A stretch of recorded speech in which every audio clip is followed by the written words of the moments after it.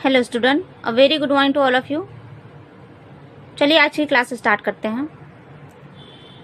तो साइंस की आज की क्लास में हम पढ़ेंगे कुछ महत्वपूर्ण कार्बनिक यौगिकों के बारे में, इसके अलावा साबुन और अपमार्जक के बारे में। तो देखते हैं कुछ महत्वपूर्ण कार्बनिक यौगिक हैं, जैसे कि एथेनॉल, जिसको एथेनोइक अम्ल भी कहा जाता है। देखिए, एथेनॉल या फिर एथेनोइक अम्ल जो है, इसमें क्या होता है कि इसमें OH समूह संतृप्त कार्बन परमाणु से जुड़ा होता है ना। और OH समूह यानी कि एल्कोहली समूह में होता है। ठीक है। एथिल अल्कोहल क्या होता है? ये कार्बनिक अम्लों के एथिल एस्टरों के रूप में फलों, वनस्पतियों एवं सुगंधित तेलों में पाए जाते हैं, है ना। देखिए, यहाँ से पूछा जाता है कि एथिल अल्कोहल किस में पाया जाता है, तो फलों में, वनस्पतियों में और सुगंधित तेलों में पाया जाता है। और इसके अलावा एथिल अल्कोहल सभी एल्कोहलीय पेय पदार्थों का महत्वपूर्ण अवयव होता है। जितने भी एल्कोहलिक पेय पदार्थ होते हैं सभी में एथिल अल्कोहल पाया जाता है ना। और इसके अतिरिक्त ये एक अच्छा विलायक भी होता है, और इसे क्या बोलते हैं, इसे स्पिरिट ऑफ वाइन भी कहते हैं, है ना। इसका एक और नाम है एथिल अल्कोहल का, स्पिरिट ऑफ वाइन। देखिए, एथिल अल्कोहल का अणु सूत्र है C2H5OH और संरचना सूत्र ये। ठीक, अब देखते हैं इसके कुछ भौतिक गुण हैं। भौतिक गुण ये देखिए, एथिल अल्कोहल रंगहीन ज्वलनशील होता है। ठीक है, यानी कि ये इससे जो है आग, मतलब अगर आग जल रही हो उसमें एथिल अल्कोहल मिला दिया जाए, डाल दिया जाए, तो क्या होता है, आग जो है और तेजी से जलने लगता है। इसका क्वथनांक देखिए, इसका क्वथनांक है 78.1 डिग्री सेल्सियस। आपेक्षिक घनत्व होता है 0.789।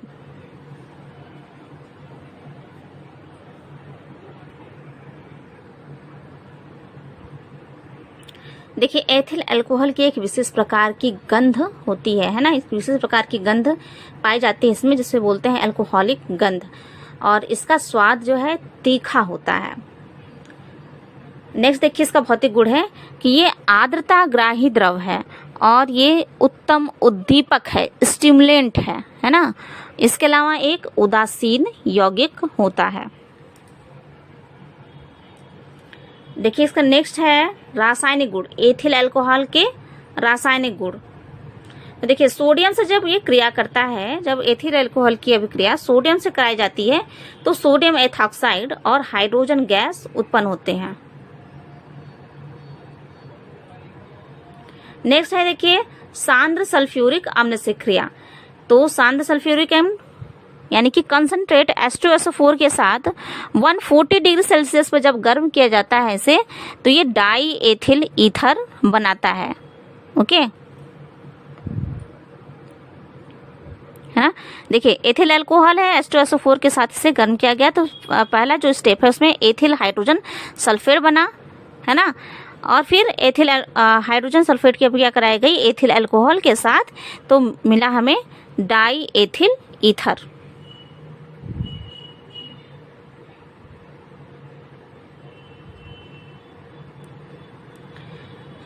नेक्स्ट स्टेप है देखिए, कंसंट्रेट H2SO4 के साथ 160 से 170 डिग्री सेल्सियस पर गर्म करने पर ये क्या बनाता है, एथिलीन बनाता है ना। देखिए, यहाँ से इस तरह से आपसे क्वेश्चन पूछा जा सकता है कि एथिल अल्कोहल से एथिलीन कैसे प्राप्त किया जा सकता है। तो एथिल अल्कोहल की अभिक्रिया जो है कंसंट्रेट H2SO4 के साथ 160 से 170 डिग्री सेल्सियस पर जब कराया जाएगा, गर्म कराने पर किया जाता है, तो हमें एथिलीन प्राप्त होता है। ओके, ये देखिए रिएक्शन है, एथिल अल्कोहल है, H2SO4 के साथ अभिक्रिया कराई गई। H2SO4 क्या है, सल्फ्यूरिक अम्ल है ना। कैसा है, सांद्र है, कंसंट्रेट है। इसके साथ अभिक्रिया कराई गई, तो हमें जो पहला जो स्टेप है, पहला रिएक्शन जो है, यहाँ पे हमें मिला एथिल हाइड्रोजन सल्फेट। ठीक है, एथिल हाइड्रोजन सल्फेट प्राप्त हुआ। फिर एथिल हाइड्रोजन सल्फेट जो प्राप्त हुआ, उसकी जो है 160 से 170 डिग्री पर जब उसे गर्म किया गया, तो एथिलीन प्राप्त हो गया, C2H4।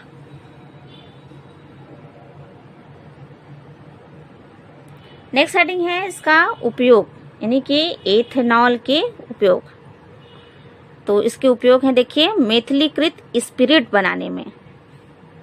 दूसरा है देखिए पेंट, वर्निश, गोंद, आयोडीन के विलायक के रूप में भी इनका उपयोग किया जाता है ना। जैसे पेंट हुआ, पेंट किया जाता है, तो उसके अलावा वर्निश हुआ, गोंद हुआ, आयोडीन है, तो उनको घोल बनाने में भी एथिल अल्कोहल का उपयोग किया जाता है। थर्ड उपयोग है chloral, chloroform, iodoform, ether, ethylene, acetaldehyde, asterisk अम्ल आदि के निर्माण में। अगला उपयोग है औषधियाँ, टिंचर, परफ्यूम, स्थायी वर्निश आदि के बनाने में भी एथिल अल्कोहल का उपयोग किया जाता है ना। कई प्रकार के ऐसे परफ्यूम हैं और कई प्रकार की ऐसी दवाइयाँ होती हैं जिनके निर्माण में एथिल अल्कोहल का उपयोग किया जाता है। अच्छा, ये देखिए दिया हुआ है कार रेडिएटरों में इनका उपयोग किया जाता है एंटी फ्रीज के रूप में।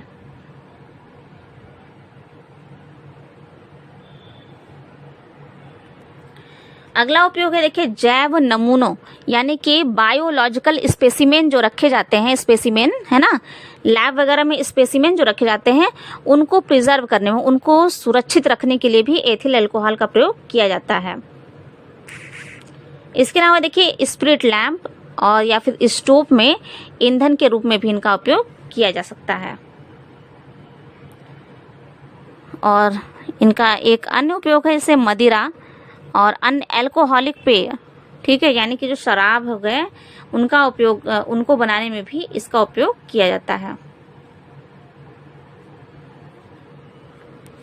दूसरा है देखिए एथेनॉइक अम्ल या फिर एसिटिक अम्ल।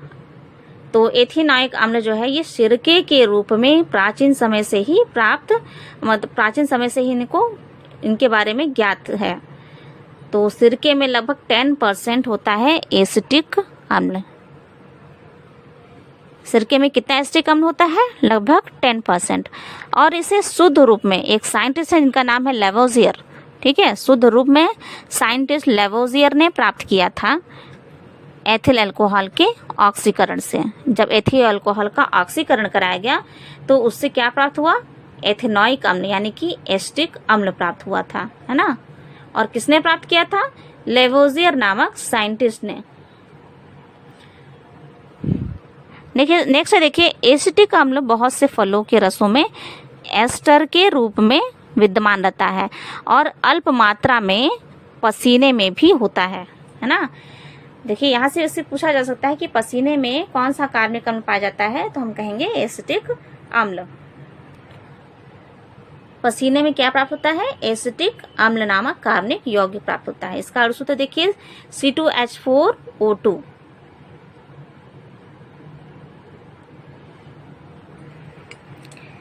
इनका भौतिक गुण है देखिए कि ये शुद्ध जो है एसिटिक अम्ल कैसा होता है? रंगहीन होता है और विशिष्ट प्रकार की तीक्ष्ण गंध वाला, यानी कि सिरके जैसी गंध वाला होता है। इनका क्वथनांक होता है 118 डिग्री सेल्सियस और हिमांक 16.5 डिग्री सेल्सियस। जल से ये भारी होते हैं और आपेक्षिक घनत्व होता है 1.045 ग्राम पर मिली। और जल और कार्बनिक विलायकों में ये पूर्ण रूप से विलय भी होते हैं।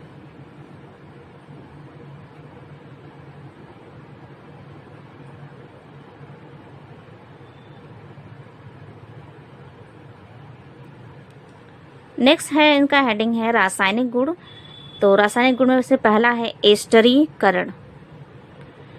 एस्टरीकरण क्या होता है? एस्टरीकरण देखिए पूछा जाता है, एस्टरीकरण की प्रक्रिया बताइए या फिर टिप्पणी लिखो, इससे इस तरह से ही पूछा जाता है।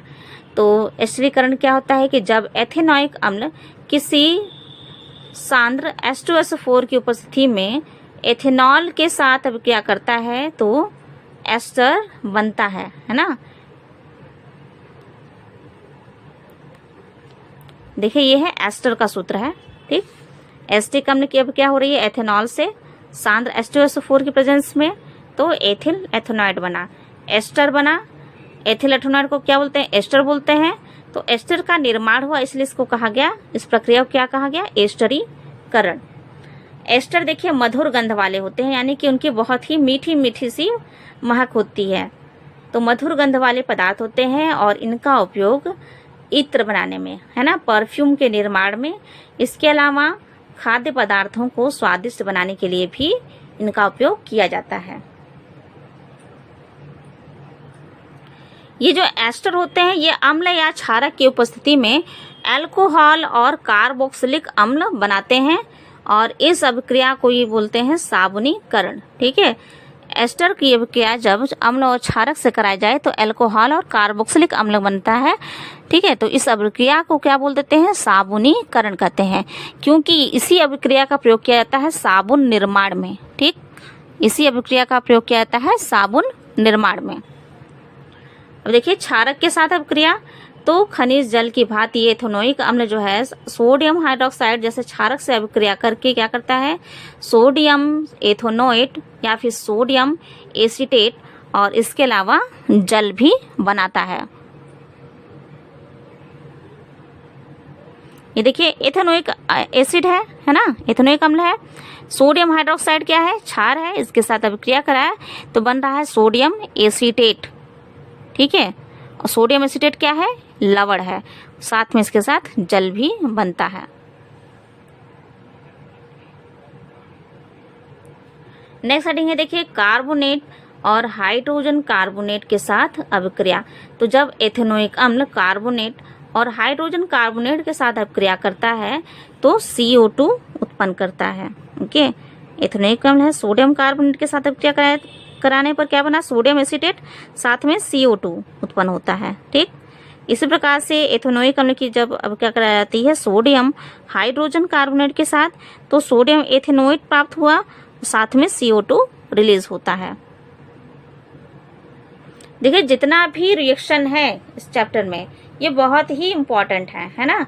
एथेनोइक अम्ल या फिर हमने अभी अल्कोहलिक अभी जो पढ़ा था एथेनॉल के बारे में, तो इनके जो रासायनिक गुण हैं ये बहुत ही इम्पोर्टेंट है। ठीक, रासायनिक गुण के अम्ल के साथ अभिक्रिया, क्षार के साथ अभिक्रिया, ये सब पूछा जाता है। ठीक है, और इसमें जो एस्टरीकरण है, साबुनीकरण है, ये सभी बहुत ही इम्पोर्टेंट हैं। या कभी कभी इस तरह से पूछा जा सकता है कि एथेनोइक अम्ल जब कार्बोनेट और हाइड्रोजन कार्बोनेट के साथ अभिक्रिया करता है तो क्या उत्पन्न होता है। तो हमें इस रिएक्शन के द्वारा ये बताना पड़ेगा कि सोडियम एसीटेट और सोडियम एथेनोएट के साथ क्या मिलता है, कार्बन डाइऑक्साइड उत्पन्न होता है।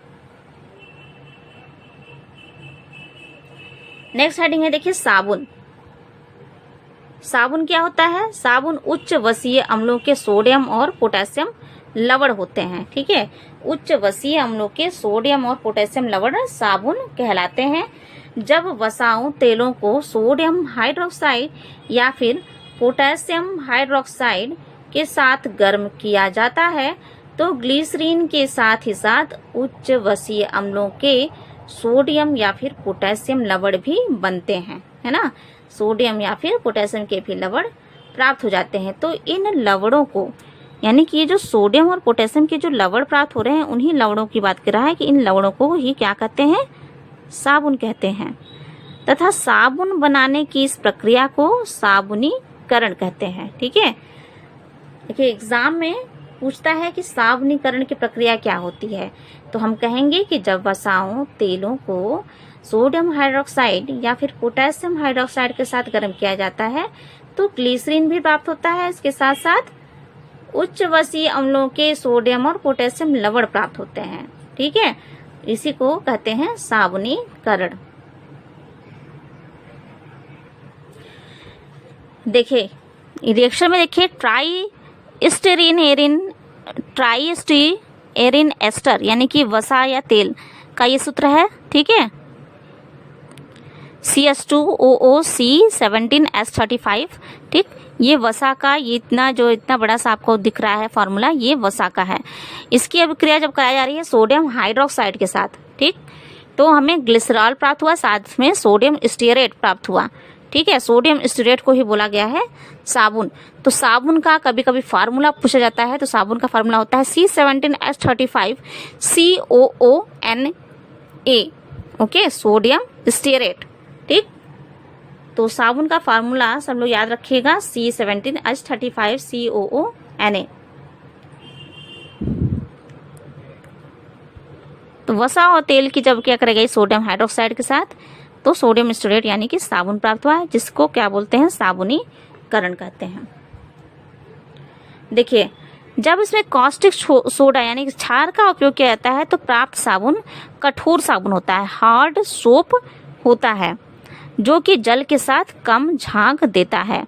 जब कॉस्टिक पोटाश क्षार का उपयोग किया जाता है तो प्राप्त साबुन मुलायम साबुन कहलाता है और जल के साथ ये अधिक झाग देता है।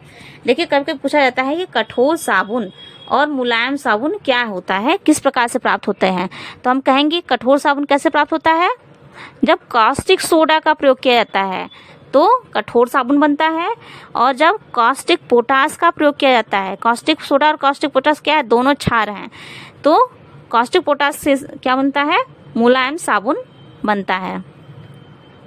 मुलायम साबुन क्या होता है, अधिक झाग देता है, और जो कठोर साबुन होता है वो कम झाग देता है।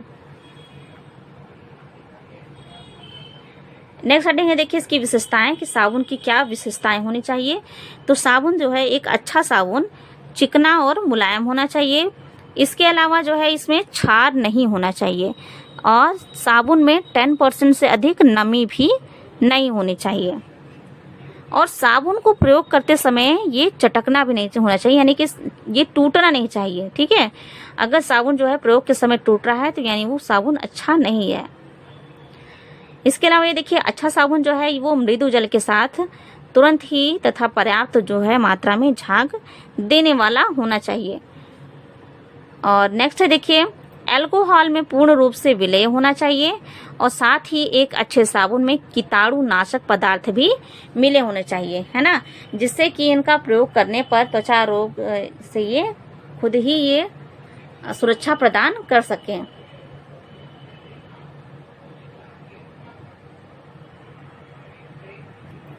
नेक्स्ट हेडिंग हम देख लेते हैं, कपड़ा धोने के साबुन तथा नहाने के साबुन में प्रमुख अंतर। तो देखिए, कपड़ा धोने का साबुन जो होता है ये घटिया किस्म के तेल और वसा से बनाए जाते हैं। ठीक, और ये क्या होते हैं, कठोर होते हैं, है ना। अभी हमने पढ़ा ना, कठोर और सॉफ्ट साबुन जो होता है तो कठोर होते हैं, तो इसलिए इसे बोलते हैं कॉस्टिक सोडा, है ना, कॉस्टिक सोडा से प्राप्त बनता है, इसलिए ये कठोर होता है। दूसरा देखिए, कठोर कपड़ा धोने के साबुन में स्टार्च, सोडियम सिलिकेट आदि पूरक पदार्थ मिलाए जाते हैं, और कपड़ा धोने के साबुन में हानिकारक क्षार मिला होता है। ठीक, इसके अलावा देखिए, अरुचिकर गंध को दबाने के लिए इसमें सामान्य प्रकार के सुगंध भी मिलाए जाते हैं। ठीक है, बहुत अच्छे सुगंधी नहीं मिलाए जाते, सामान्य प्रकार के सुगंध जो हैं इसमें मिलाए जाते हैं। ठीक है, और क्योंकि इसमें हानिकारक क्षार मिला होता है, इसलिए कपड़े धोने के साबुन से नहाना नहीं चाहिए। ठीक है, और नहाया जा भी नहीं सकता। नेक्स्ट देखिए, नहाने का साबुन। तो नहाने का साबुन जो है उच्च कोटि के तेल और लाई के प्रयोग से बनता है। ठीक है, जहाँ कपड़ा धोने के साबुन किससे बनते थे, घटिया किस्म के तेल से। नहाने का साबुन जो है प्रायः मृदु होता है, क्योंकि इसे कॉस्टिक पोटाश से बनाया जाता है ना। कठोर और सॉफ्ट जो है साबुन, पता चल रहा है ना, कठोर साबुन कॉस्टिक सोडा से बनता है, और जो मृदु साबुन होता है वो कॉस्टिक पोटाश से बनता है। अब यहाँ देखिए, नहाने के साबुन में पूरक पदार्थ नहीं मिलाए जाते हैं, और इसमें हानिकारक क्षार की मात्रा भी नहीं होती है ना, और नहाने के साबुन में कपड़ा धोने के साबुन की अपेक्षा अच्छे प्रकार के सुगंध मिले होते हैं। नेक्स्ट हेडिंग है, अपमार्जक यानी कि डिटर्जेंट। तो ये एक विशेष प्रकार का कार्बनिक यौगिक होता है, जिसमें साबुन के समान ही सफाई का गुण विद्यमान होता है, परंतु रासायनिक संगठन के अनुसार ये सामान्यतः 10 या अधिक कार्बन वाले अल्कोहल के सल्फ्यूरिक अम्ल के साथ व्युत्पन्न सोडियम लवण होते हैं, है ना। और डिटर्जेंट का शुष्क रूप क्या कहलाता है, डिटर्जेंट पाउडर कहलाता है। ठीक, डिटर्जेंट जो है कई प्रकार के होते हैं, जैसे कि डिटर्जेंट पाउडर, डिटर्जेंट केक और लिक्विड डिटर्जेंट। ठीक है, तरल डिटर्जेंट। इसके अलावा डिटर्जेंट मुख्य रूप से मोनो एल्किल सल्फेट के सोडियम लवण होते हैं या फिर दीर्घ श्रृंखला वाले एल्किल बेंजीन सल्फोनिक अम्ल के सोडियम लवण होते हैं। डिटर्जेंट में सोडियम लॉरेल सल्फेट महत्वपूर्ण माना जाता है। जब नारियल के तेल को सोडियम या फिर एथिल अल्कोहल के साथ अपचयित कराया जाता है तो ग्लिसरॉल एवं उच्च अणुभार वाले यौगिकों का मिश्रण प्राप्त होता है। इसी मिश्रण को क्या बोलते हैं? Laurel alcohol. ठीक है, लॉरेल अल्कोहल जो है इस मिश्रण में उच्च रूप से प्राप्त होता है। देखिए, लॉरेल अल्कोहल की जब सांद्र सल्फ्यूरिक अम्ल, ठीक है, कंसंट्रेट H2SO4 के साथ जब अभिक्रिया कराई जाती है तो लॉरेल सल्फ्यूरिक अम्ल बनता है। ठीक है, लॉरेल अल्कोहल की अभिक्रिया जब सांद्र सल्फ्यूरिक अम्ल यानी कि H2SO4 के साथ कराई जाती है तो क्या प्राप्त होता है? लॉरेल सल्फ्यूरिक अम्ल बनता है। देखिए यहाँ पे दिया हुआ है लॉरेल अल्कोहल C12H25OH की अभिक्रिया कराई गई H2SO4 के साथ तो क्या प्राप्त हुआ? C12H22H25OSO3H, ठीक, जिसको बोलते हैं लॉरेल सल्फ्यूरिक अम्ल। और यही होता है कृत्रिम साबुन या फिर डिटर्जेंट।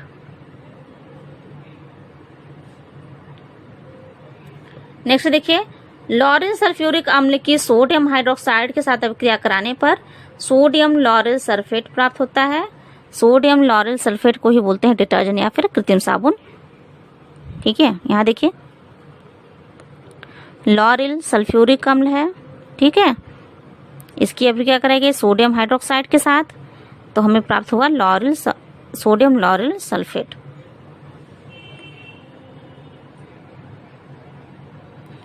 नेक्स्ट इनकी विशेषताएं देख लेते हैं कि डिटर्जेंट जो है कठोर और मृदु दोनों प्रकार के जल के साथ प्रयुक्त किया जा सकता है ना। और डिटर्जेंट जो होते हैं ये तेल रहित होते हैं, यानी कि इसमें ऑयल की मात्रा नहीं होती है। और डिटर्जेंट का उपयोग जो है कपड़े धोने में किया जा रहा है, अगर ऑयल की मात्रा रहेगी तो क्या होगा? कपड़ा अच्छे से साफ हो पाएगा? नहीं हो पाएगा। तो इसलिए ये तेल रहित होते हैं। नेक्स्ट देखिए, जली विलयन उदासीन होता है, अतः ये बिना किसी नुकसान के कोमल वस्त्रों की भी धुलाई में प्रयुक्त होते हैं। ठीक है, कुछ ऐसे डिटर्जेंट होते हैं जिनका उपयोग जो है कोमल वस्त्रों की धुलाई में किया जाता है, तो वो क्या होते हैं? ये जली विलयन के साथ उदासीन टाइप के होते हैं।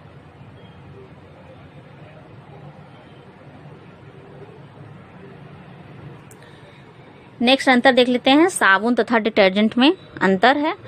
ठीक है, साबुन क्या होता है? इनका जलीय विलयन क्षारीय होता है और डिटर्जेंट का जलीय विलयन उदासीन होता है। साबुन जो है देखिए कॉस्टिक सोडे के लेई के तेल के साथ मिलाने पर बनता है। अच्छे से मिलाकर घोटना मतलब बहुत ही अच्छे से मिलाना। ठीक है, बहुत ही अच्छे से मिलाकर साबुन का निर्माण होता है। देखिए डिटर्जेंट में देखिए एसिड स्लरी को कॉस्टिक सोडा के साथ उदासीन जब किया जाता है तो फॉस्फेट सोडा एस तथा सिलिकेट मिलाया जाता है, जिससे कि डिटर्जेंट पाउडर बनता है। देखिए साबुन बनाने में महुआ का तेल, अरंडी का तेल, नारियल का तेल और मूंगफली का तेल उपयोग में लाया जाता है। और डिटर्जेंट में अभी हमने पढ़ा कि तेल की आवश्यकता नहीं होती है ना। तेल का प्रयोग अगर करने लगा जाएगा तो क्या होगा? डिटर्जेंट से कपड़े अच्छे से नहीं धुला पाएंगे। देखिए यह साबुन की टिकिया के रूप में भी होता है। साबुन जो है केक के रूप में होता है, टिकिया भी होता है ना। इसके अलावा जो है आजकल लिक्विड सोप भी आने लगे हैं। ठीक है, और डिटर्जेंट जो है अधिकांशतः पाउडर के रूप में ही होता है। लिक्विड डिटर्जेंट भी आते हैं, है ना। साबुन का उपयोग जो है कोमल रेशों के वस्तुओं को साफ करने में नहीं किया जा सकता, जबकि डिटर्जेंट का उपयोग कोमल रेशों के वस्तुओं को साफ करने में किया जा सकता है। ठीक है, साबुन से क्या होता है? कपड़े धुले जाते हैं? नहीं ना। साबुन का उपयोग क्या किया जाता है? हाथ धोने में, ठीक है, नहाने में, इन्हीं सबों में उनका उपयोग किया जाता है, लेकिन डिटर्जेंट का नहीं।